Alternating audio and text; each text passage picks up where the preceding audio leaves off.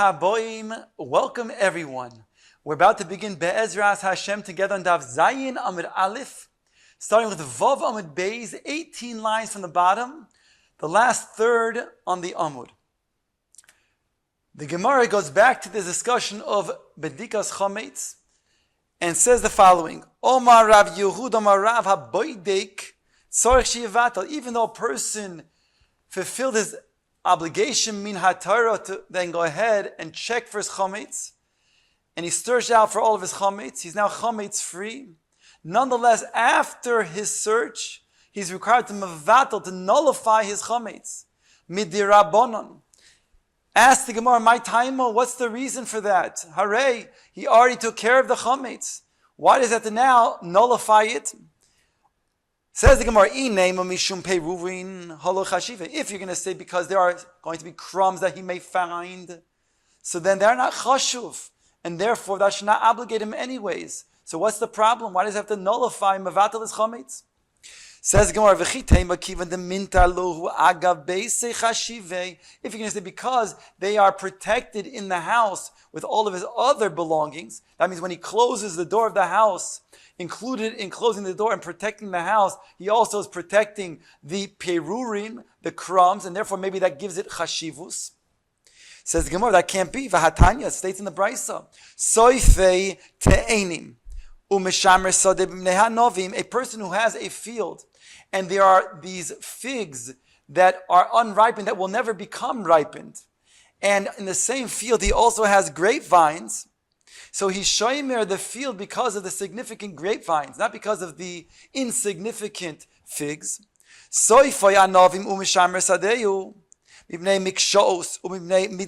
Or alternatively, he has grapes that are never going to become ripened, and he protects the field because of the kishurim, the gourds, and the dalas. And that's why he's protecting, because they are important. So it states, Bizman shebal habayis makbid alehin. When the balabayis is makbid on everything in the field, including the poor quality grapes or figs, then mishum gezel, asurim mishum gezel v'chayim meiser. It would be prohibited for a person to take it. It would be gezel. And if he would then use it for himself or give it to somebody else, it would have to be then tithed and take meiser from it. Bisman she'ein balabais makbid alin, in the time when the balabais is not makbid on those unripened figs or unripened grapes, mutar mishum gezel mitur mishum meiser, then it's going to be mutar if a person were to take it, and he doesn't have to take meiser from it either. So you see from over here that even though they are included in the field with the significant other types of produce, but if he's not makbid, it doesn't have significance, it doesn't have chashivus. So too over here, when a person closes the door and protects the rest of his belongings, even though there are perurim inside, certainly doesn't give chashivus to the perurim. So we're asking again, why does one have to mevatel his chometz after making a bitul, making a checking, a bedikas chometz? Answers the Gemara, Amarove, perhaps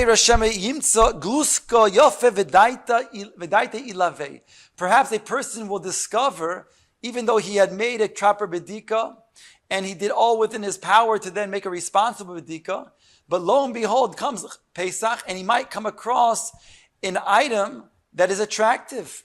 He comes across a piece of food, let's say a muffin, and he hesitates. He doesn't want to know. He doesn't know whether he should really destroy it or not. The moment of that hesitation, he's now oiver bal yimotze and bal yeroeh. So therefore, the Chazal say that you have to mevatel your chometz, because in such a situation, even he would be hesitant.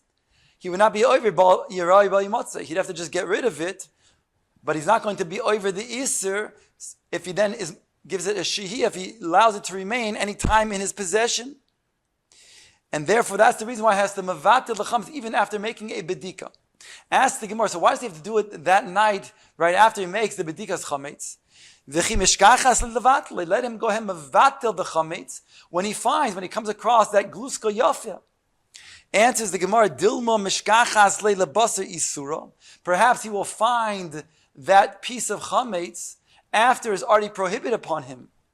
V'la b'reshusei kaimen, it's not now in his reshus. So it's not in his ability to then go ahead and mevatel. V'lo motzim mevatel. Says the Gemara, D'Omer Rabbi Elazar, Shnei dvarim einam b'reshus shalotim. There are two things that are not in a person's reshus.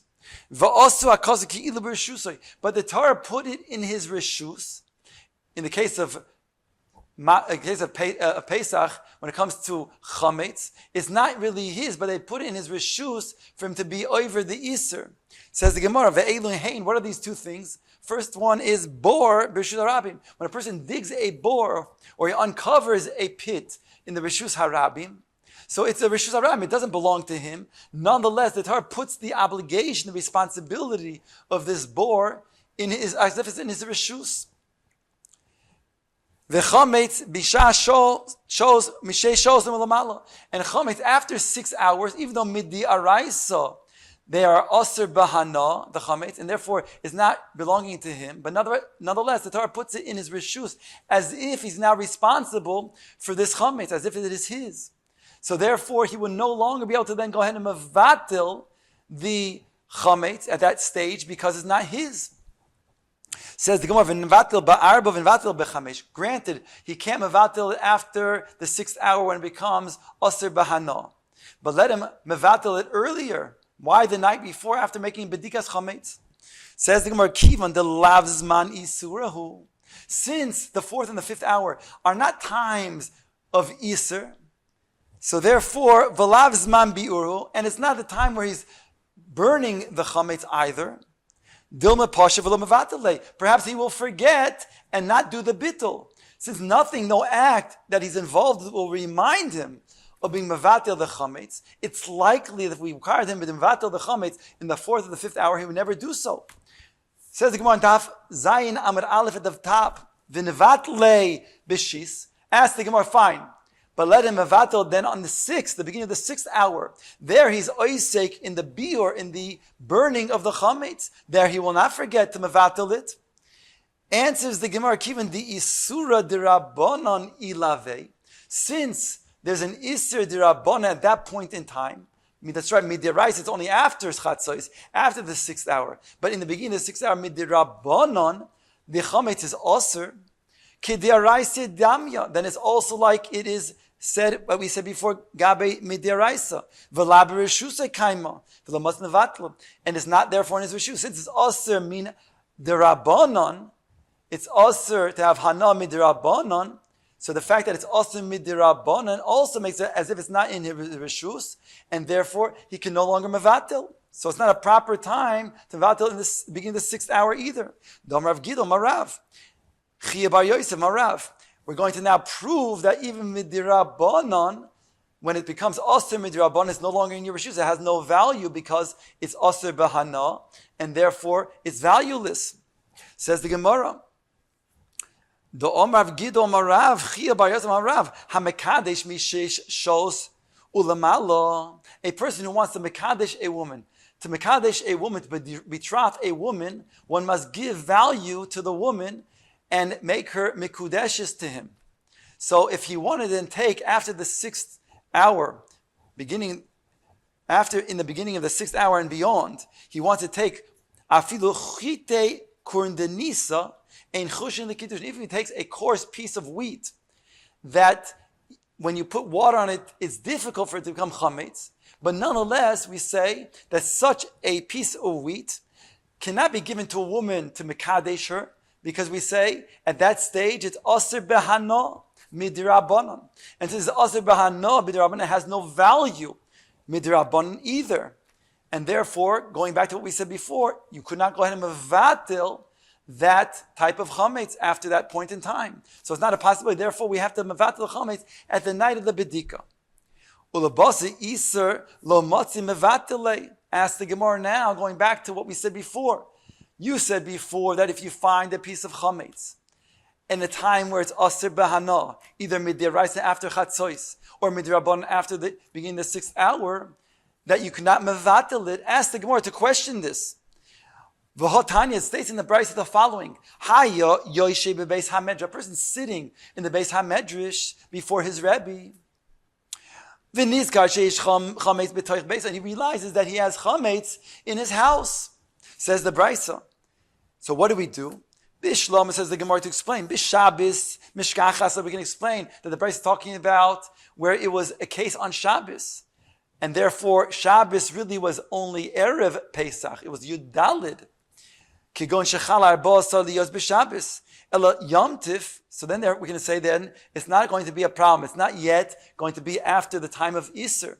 But, says the Gemara, Ela Yom Tov basar Isuruhu. But on Yom Tif, it would be already after the time that is prohibited, is usher upon a person. So therefore, how can he go ahead and mevatil beliboy when he's sitting in the Beis HaMedrash? Rav Achar bar Yaakov explains, Hacha betalmud Yoshev, betalmid Yoshev lifnei Rabbi asking. We're talking about a student sitting in the Beis HaMedrash in front of his Rebbe, whereby he cannot go out and take that which is going to become leavened and not yet leavened. But right now it's not yet. He realizes that there's a piece of dough that has not yet become leavened in his house. So if he had the ability to leave the Beis HaMedrash to then walk out in front of, and because his Rebbe was not there, then he go ahead and he would go ahead and bake that piece of Isa and prevent it from becoming chametz. But now that the Rebbe is in front of him and he cannot walk out, so it says in the Brisa, the solution is mevatel beliboy. He's concerned that it will become chametz, so he's mevatel that piece of Isa that is in the house. So therefore, it's not a situation like we thought before, that it's already after the time of Easter, because it did not yet become chametz. Dekanami, the Gemara says you can even prove this from the lashon of the Brisa, that we're talking about a situation where it did not yet become chametz. Diktani, it states in the Brisa, Haya Yoshe b'toich Beis HaMedrash. He's sitting in the Beis HaMedrash. Why does the Brisa point out he's sitting in the Beis HaMedrash? It means that he had an option to do something about it. And only now, because he's in the Beis HaMedrash in front of his Rebbe, he cannot do it. And therefore, if it was not a situation where he can do something about it, then it doesn't make a difference that he's in the Beis HaMedrash. Shmamina, therefore, we can prove from this Brisa we're talking about, it did not yet become chametz. And therefore, is before this man of Easter, where he was able to mevatel it beliboy. Says the Gemara right there, Omar Rabbi Barav Huna Omar Rav. Hapas she'ipsho kiven sherav so matzah muter. So we're talking about a piece of pas, of bread, that is indiscernible. You cannot tell whether this piece is indeed chametz, or if it's matzah.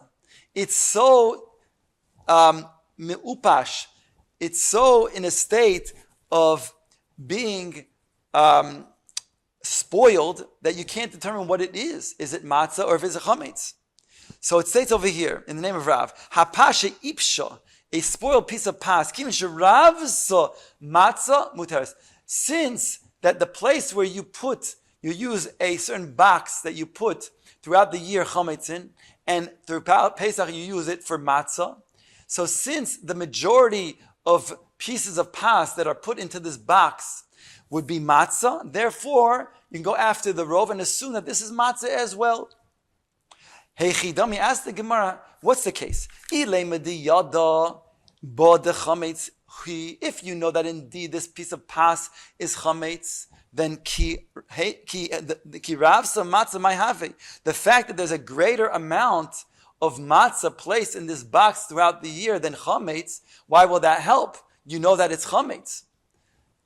Ella, says the Gemara, we don't know I chametzu, I matzah. We do not know whether it's chametz or matzah. My area, ki rav so matzah. So there doesn't make a difference if the majority is indeed matzah.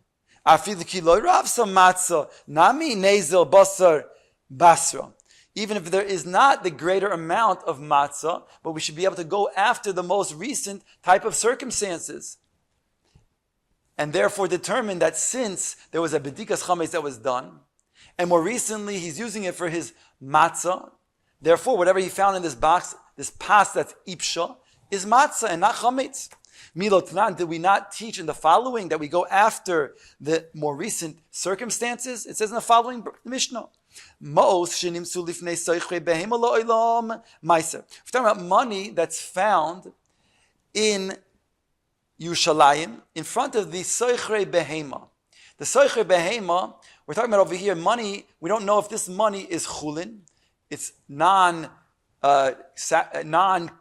dika money, chulin money, or is it money from Meiser Sheni? We know Meiser Sheni is the fruit that is brought into Yerushalayim and eaten in Yerushalayim. However, if it's too much fruit or it's inconvenient for somebody, he has the option to take money and take the fruit and then make makdish buy the money the fruit with money, and therefore bichal the hekdesh of the Meiser Sheni onto the money. Take that money subsequently and bring it to Yerushalayim and buy food in Yerushalayim and eat that food in Yerushalayim.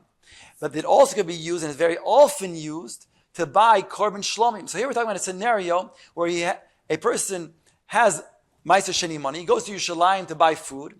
He can't stay in Yerushalayim so long, so with the additional Meiser Sheni money, he gives it to a friend of his. That person sometimes buys food with it, but very often, and more often than not, use it for a korban shlomim. So it says over here that if it's money that's found in the area where those who are selling the behemos, in this case for korban shlomim, then you can assume that the money that's found is actually Meiser Sheni money and has kedusha on it. Behar habayis chulin. If he finds the money in the har habayis, then you can assume that it's chulin, that it's not, that doesn't have any kedusha on it. B'Yushalayim, so it depends. B'shas haregel meiser. If he finds in Yerushalayim during the time of the Shalosh Regalim, Pesach, Shavuos, and Sukkos, then we can assume that it's meiser. And therefore it's kedusha, meiser sheni money. B'shar yemois hashana, of the rest of the year, even if you find in Yerushalayim chulin, we can assume that it's chulin. That's Ad Kan the Mishnah. Explains the Gemara. V'omer Rav Shmaya bar Zeira. My time, or what's the reason why we can assume that b'shas haregel in Yerushalayim, that is actually meiser money that you found? Why don't we say that it's chulin like the rest of the year? Because hoyel v'shuke Yerushalayim asuin liskam b'kol yom. Because since the shuk of Yerushalayim is daily swept, therefore, if it was from during the previous time, before Shalosh Regalim, then it would already been taken away. It must be from Shalosh Regalim. And most people bring their money for Meiser Sheni to buy their food in Meiser Sheni and their korbanos in Yerushalayim during the Shalosh Regalim. So therefore we can assume based on the roiv that this money has kedusha, it's Meiser Sheni money. Alma amrina kamoy azli lei. That when it comes to this money that we find, we say the first, that means the earlier ones was already then went, and now this is the after ones. This is the new money, in this case during the Shalosh Regalim, it's Meiser Sheni money. Hochanami, so too over here in regards to our dinin, the pas. Nema kama azli, that the earlier ones, the first ones went, after he then made a bedikas chametz, those are no longer here. Va'idnahu, and now this that he finds is pas that is ipsha. This is pas that is indeed going to be matzah. So why do we have to go after the rov? We could go after the latest circumstances. Says Gemara, no, shiny hacha, here it's different. The ipusha moichiach ilave, because of the way it appears, the way it's so spoiled. It appears that indeed it is something that's from chametz, from long before. Ask the Gemara, if it's the ipush, the spoiling, that gives it its appearance, that you assume that it's chametz, then kirov matzah maihavi. So what? That it's then going after the fact that there's a majority, there's so much greater amount of matzah that's used in this box. Why would that help? The ipusha would then be mochiach that it's chametz. Says Gemara, Omar Rabbi loy tei Moshe Ravsa matzah. Don't say that the majority that's being used in this box is matzah. Ela e Moshe Rabu yemei matzah ilave. Rather say that the many days have been passed from the beginning of Pesach that it appears to be that it became spoiled from the beginning of Pesach. Then it's matzah, of course, if it only became ipush from Yemei Matzah. There was a Rabu Yemei Matzah. It was many days from the time of Pesach that already advanced.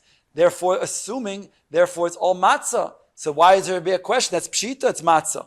Gemara says, no, latzricha. The ipusha meruba, that indeed it was so much spoiling on this piece of pas that we can't think to assume that it's really matzah. We thought that maybe indeed it's something from before. What would you have thought? That we thought that indeed, that since it's so spoiled, it must be from the time before. When he made the bedikas chametz, he just didn't see it, and he left it there in the box. And therefore, this is indeed chametz. Kamash malon, kivin shirabu yemei matzah. Since the many days of matzah have passed, meaning from the time of the beginning of Pesach, ilave. Amrinu, we say, kol yoimo v'yoime dahamo chamima apa, that every day he's baking fresh matzah, v'shada ilave v'ipsha, and he threw it on this piece of pas, which is really matzah, and it became tremendously spoiled. Now the Gemara goes back to its question before, that they assumed that you go after the last circumstances, as it brought from the Mishnah in regards to Meiser Sheni.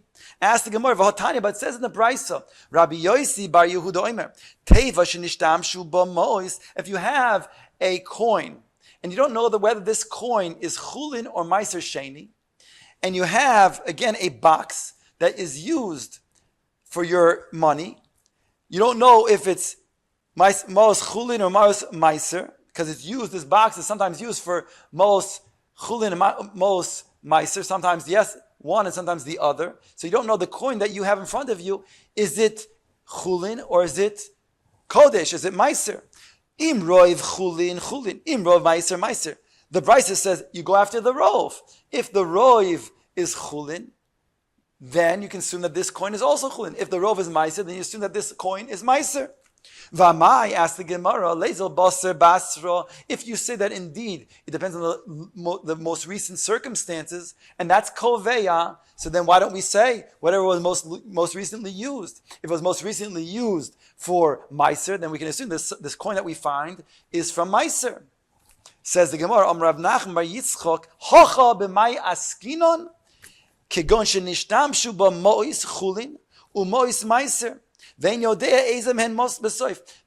it's used for both the meiser and chulin, and we don't know which one was the latest that was used, so therefore we can't have the most recent circumstances to determine what type of coin this is. Razvir Omar, a different explanation why we can't use the latest circumstances. Because we're talking about a box that's used with heaps and heaps that we pile up on one corner meiser coins, on the other corner we pile up chulin coins, and now we find the coin in front of us, we don't know from which pile it came. Rapapa Omar Kigon she'ishtakach beguma. Rapapa said we found this coin in a hole. And therefore, it doesn't help us to go after the latest circumstances, because this coin was found in a place where we didn't see it until now. It was just discovered. So whether it was in the most recent circumstances or earlier circumstances, not clear whether this coin came from one time it was used or a different time it was used, because this is a coin that was only discovered now.